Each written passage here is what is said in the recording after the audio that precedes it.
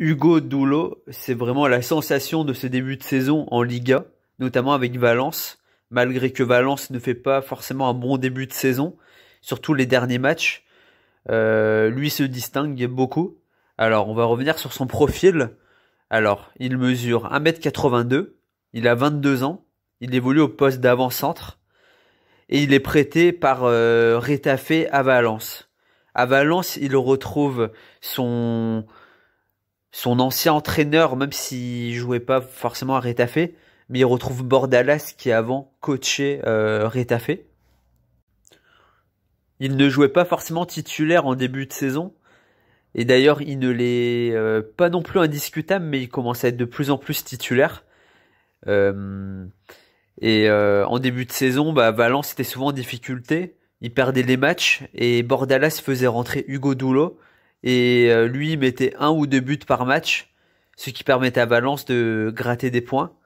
Et notamment le dernier match était assez spectaculaire entre Valence et l'Atlético Madrid.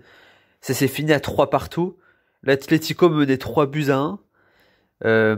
Bordalas fait rentrer Douro et il met un doublé dans les arrêts de jeu qui permet à Valence d'arracher son point. Valence qui marque pas tellement de buts depuis ce début de saison.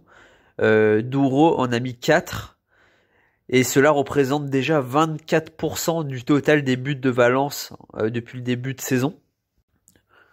Le joueur espagnol peut également jouer ailier, que ce soit à gauche ou à droite. D'ailleurs, c'est plutôt dans cette position-là qu'il est mis à Valence. Et Valence a jusqu'à mai prochain pour payer les 4 millions d'euros nécessaires à l'acquisition définitive de Hugo Doulo. Lui qui avait été prêté par Retafe il y a 2 ans de cela, l'année du Covid, au Real Madrid. Le Real Madrid ne l'avait pas conservé, il est retourné à Retafe, puis maintenant est prêté à Valence et commence à faire de bonnes performances. Cette somme de 4 millions d'euros, elle est quand même assez basse pour vu ses performances. Il a seulement 22 ans et on le connaît depuis peu.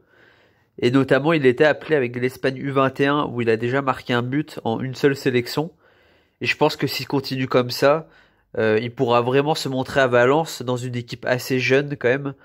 Et voire après être sélectionné avec la première équipe de la Lora.